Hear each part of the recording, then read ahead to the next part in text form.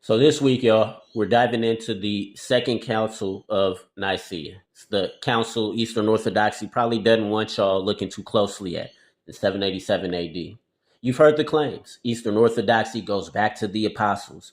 This is the ancient, unchanged faith of the church.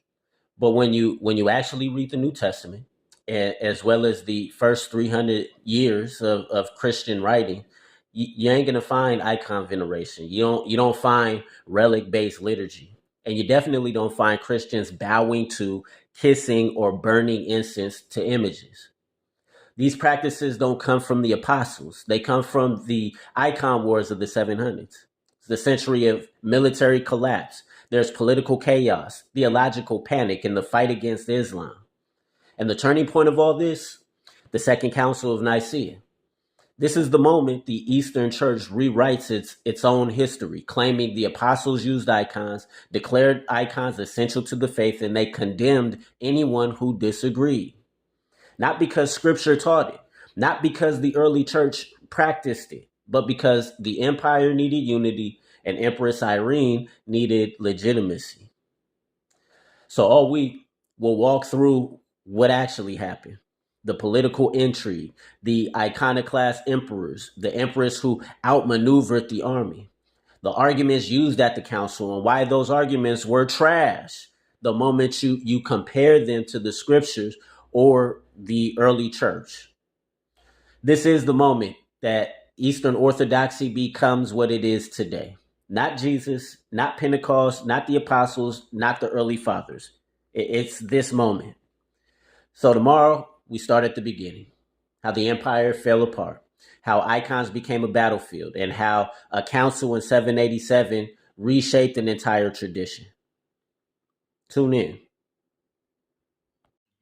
So before we start talking about the arguments inside the Council of Nicaea, you need to understand why this council even existed in the first place. Because Eastern Orthodoxy doesn't start with the apostles. It starts with the crisis. By the time we reach the 700s, the Eastern Empire is collapsing. You got Arab conquest taking over Syria, Palestine, and Egypt, the heartlands of early Christianity. And when an empire is falling apart, it looks for someone to blame. So Emperor Leo III, he decides the problem is icons, not sin, not politics, not military failure, but icons. He launches a full-scale campaign to destroy them. This is the beginning of the iconoclast controversy, and it tears the empire in half. And here's the key. There's no apostolic tradition supporting icons. There's no early church consensus, no universal practice. The East and West didn't even agree with each other on the matter. This wasn't a return to ancient Christianity. It was a power struggle. Then Empress Irene steps onto the stage. She wants stability, legitimacy, and control. And she knows the icon supporting monks are her best political allies. So she calls a council, not to recover apostolic teaching, but to end a civil war. This is why the Second Council of Nicaea matters so much, because it wasn't a peaceful gathering of bishops preserving ancient faith. It was an imperial attempt to force unity by declaring one side orthodox and the other side heretical. And this is the part Eastern Orthodoxy never highlights. Their entire identity, their liturgy, their icon theology, their self-understanding doesn't come from the apostles. It comes from this political crisis, from the icon wars, from a council convened to solve an imperial problem. So this week, we're going to walk through what Nicaea II actually said, the arguments they used, and why so many of them collapsed even under the most basic historical scrutiny. If you want to understand Eastern Orthodoxy, you have to understand this council. Tomorrow, the arguments inside the council and why they were shockingly weak. Deuces, y'all. So, people talk about icons, but almost nobody knows what the actual arguments were at the Second Council of Nicaea. By 787, the empire had been torn apart for decades. Iconoclast emperors smashed images. Iconodules defended them, and Nicaea II was supposed to settle the fight once and for all. The iconoclasts argued from the Ten Commandments. You shall not make a carved image for yourself. To them, icons weren't some harmless art. You know what I'm saying? They were a slippery slope back to paganism. They said Christ's divinity can't be painted. Christ's humanity shouldn't be separated from his divinity, and venerating images confuses worship with superstition. The iconodules, on the other hand, flipped that argument. If Christ became visible, then depicting him is not only allowed, it's a confession of the incarnation. They said, what is seen can be painted. The honor passes to the prototype, and icons are not worshiped, they're only venerated. But here's the part most people miss. This wasn't just about art, it was about authority. Who gets to define Christian practice, scripture, or the developing tradition of the empire and its bishops? Nicaea II sided with the iconodules. They declared icons essential to the faith, condemned iconoclasts as heretics, and elevated tradition to a level that went far beyond the early church. And this is why Nicaea II matters today, because Eastern Orthodoxy points to this council as proof of its continuity. But the arguments themselves show a church wrestling with ideas the apostles never addressed, using categories the early church never used. So tomorrow, we'll look at how that decision reshaped Eastern Christianity for the next 1,000 years. Till next time, y'all. So if you really want to understand the Second Council of Nicaea, you need to understand the people who opposed icons, because their concerns weren't just random, and they weren't fringe either. The iconoclasts believed icons were spiritually dangerous. And real talk, when you look at their world, you can see why. First, they looked at scripture. Every command about images in the Old Testament is restrictive. Every prophetic critique of idolatry is very severe. And the early church, for the first 2 centuries, was aggressively anti image. So when icons started multiplying in the empire, the iconoclasts didn't see ancient tradition. They saw it drifting away. Secondly, they looked at the culture around them. Islam was exploding across the map. It was militarily dominant, it was theologically confident, and fiercely aniconic. The iconoclasts believed the empire's use of images wasn't just a theological mistake, it was a spiritual liability. They thought God was judging Byzantium for turning toward images.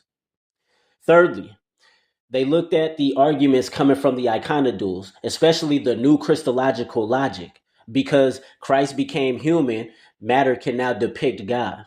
But to the iconoclasts, that wasn't apostolic teaching, and it wasn't. That was a new theological move. It was a creative interpretation of the incarnation that went far beyond anything the fathers ever said. And then there was John of Damascus, a brilliant monk outside imperial reach, writing passionate defenses of icons. The iconoclast saw him as the architect of a new theology, not the guardian of an old one. And I would agree with them. So by the time Nicaea II convened in 787, the iconoclasts weren't just saying we don't like pictures. They were saying this is a break from scripture, this is a break from the early church, and a break that could cost the empire everything. So whether you agree with them or not, their concerns shaped the entire debate. And they revealed just how high the stakes really were. So tomorrow we look at the iconodules' response and how they responded, and why their answer changed the direction of Eastern Christianity forever. Till then, y'all. So here's the part almost nobody tells you. The pro-icon side at Nicaea II didn't appeal to apostolic tradition. They instead appealed to logic, a new theological argument built on Christology. The iconodules argued this: if Jesus is the visible image of the invisible God, and if he truly took on human flesh, then depicting Christ in art is not only allowed, it's a confession of the incarnation.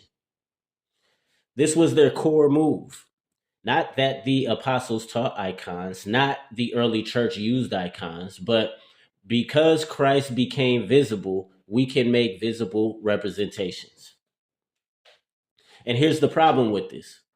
This argument doesn't show up in the first 3 centuries. It doesn't show up in the Apostolic Fathers. It doesn't show up in the early liturgies. It doesn't show up in any council before 787. The early church didn't reason this way. You know what I'm saying? This was a late theological development. It was a reaction to the iconoclasm, not a continuation of apostolic practice. The iconodule said, if you reject images of Christ, you're denying his humanity.